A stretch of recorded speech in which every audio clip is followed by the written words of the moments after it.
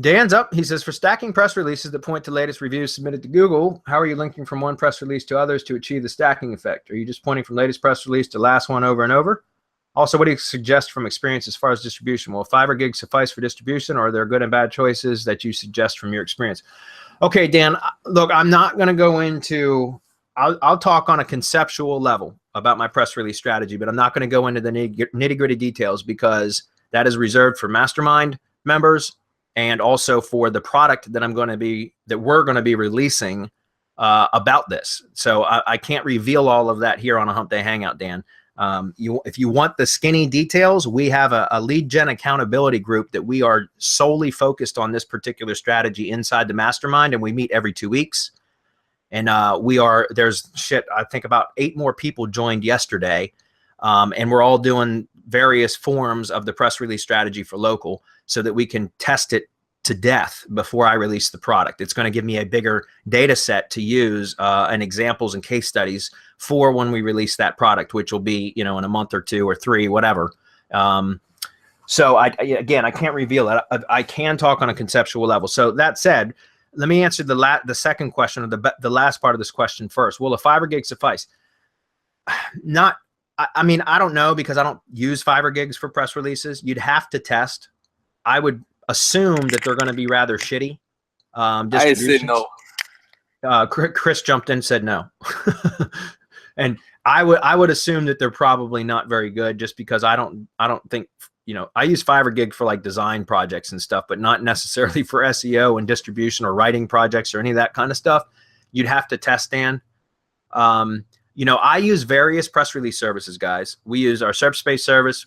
I use Press Advantage. I also use Press Cable, which is Chris Munch's press distribution service.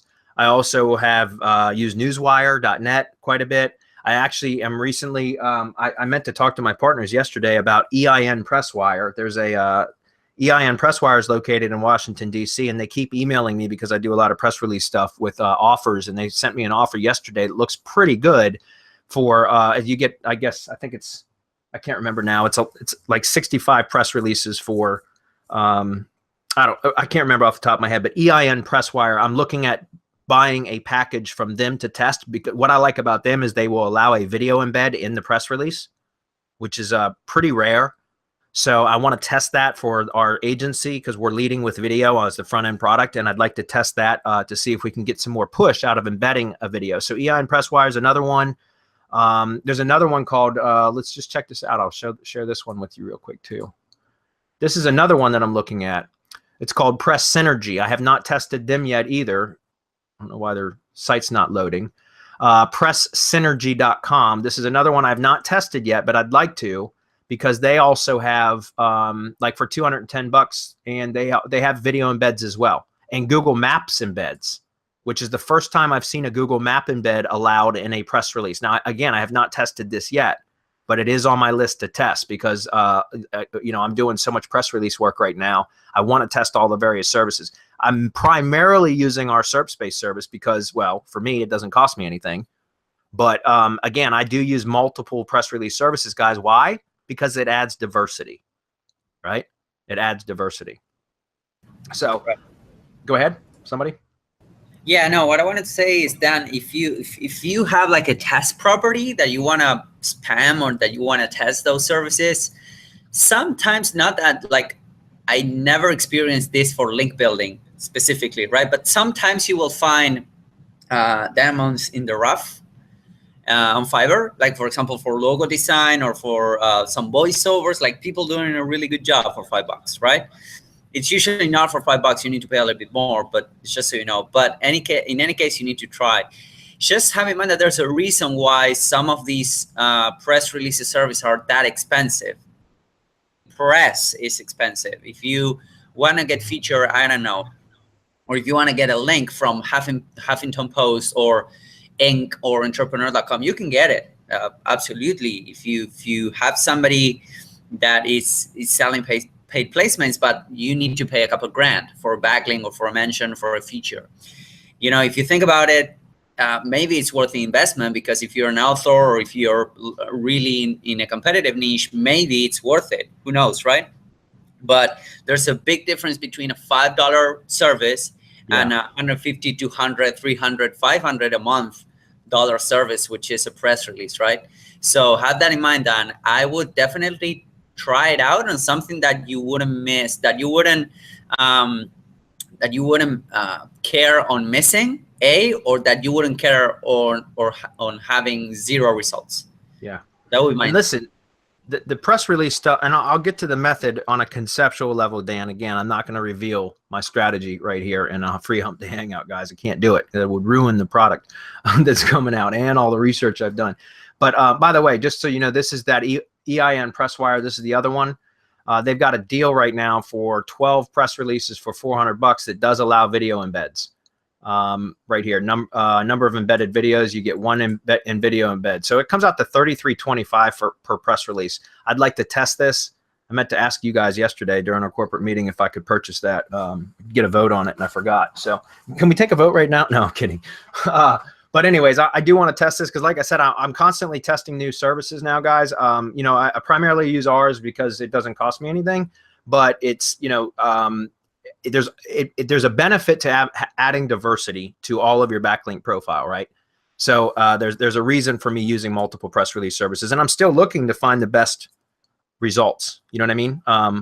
But just so you know, with like the recently one of the more recent projects that I've done with press releases, I took a new maps listing that I got, you know, it was a PO box type setup and everything, and I got it in the maps pack for about 12 out of my 16 primary keywords. So about 75% of my primary keywords are in the maps pack, in the 3-pack, with only 4 press releases. No citations, swear, no citations at all. No syndication network. I didn't do a drive stack. I just did 4 press releases, and I got it to pop in the maps pack for 75% of the primary keywords, which is insane.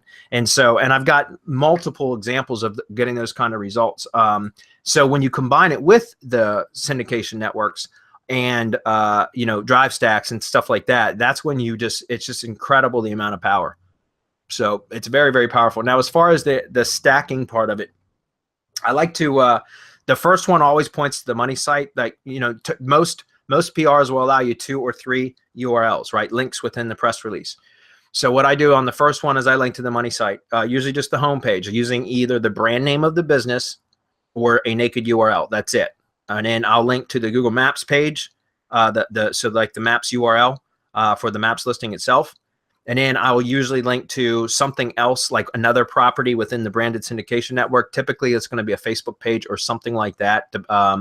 You know, as long as the Facebook page is somewhat active. One of the best ways to determine what to link to within the first press release is just go do a brand search for the company that you're doing the work for, right? Or for your own lead gen site. See what Google is listing at the top of the search results on page 1 for that business, that brand search. Okay, you're going to link to the domain itself. You're going to link to the maps listing, and then just select one that Google is telling you that it deems to be one of the most authoritative sites that you're listed on, right? Just from the Google search. Then, as far as the second press release, I never even touched. It doesn't link to the website. It can, I just typically don't. I mean, what I would recommend is on a second press release that if you were going to link to the website, that you would link to like an inner page or blog post or a silo header or something like that, not to the home page.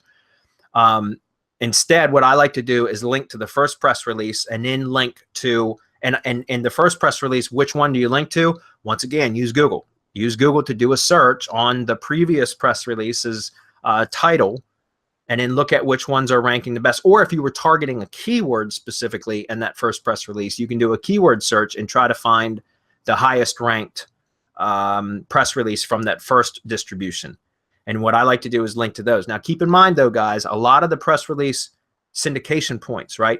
So the actual sites that they get republished on, those within 6 months, or I think it's 6 months, 180 days, the vast majority of them, those press releases will be eliminated. They'll be terminated, deleted from the site. So they're archived for up to a period of time. Not all, some of the sites will leave them on indefinitely, but a lot of them purge after about 180 days.